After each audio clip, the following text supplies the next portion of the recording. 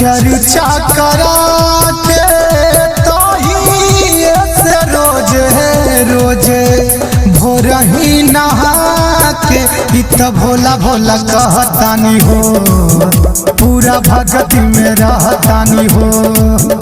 इत भोला भोला कहतानी हो, पूरा भक्ति में रहतानी हो।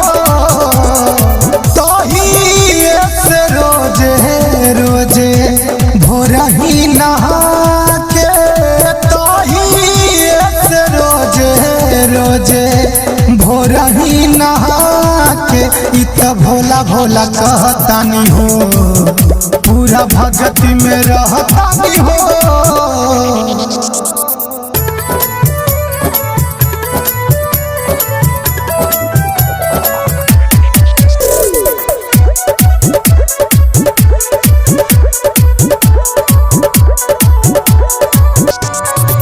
हर भोला हर भोला भोला भोला हर हर रोज सुबेरे गाने हो। हर शिवा शिवा शिवा हरि हरि बापूजी के सिखावे हो। हर भोला हर भोला भोला भोला हर हर रोज सुबेरे गाने हो। हर शिवा शिवा शिवा हरि हरि बापूजी के सिखावे हो।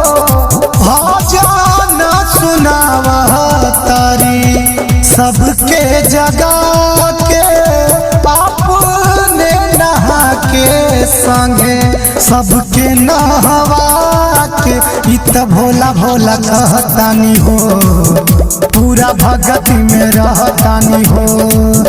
अम्मा भोला भोला कहतानी हो, पूरा भक्ति में रहतानी हो।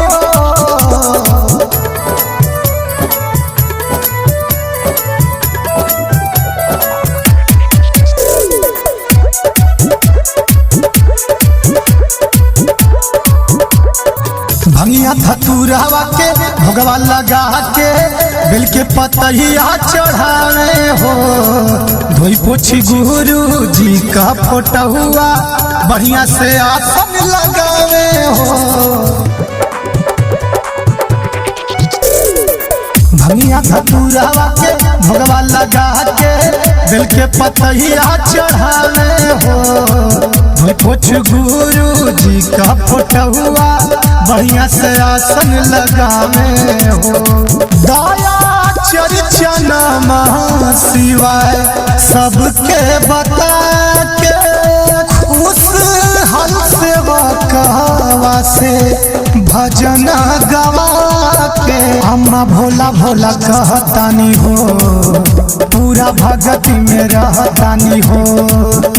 इत भोला भोला कहतानी हो, पूरा भक्ति में रहतानी हो।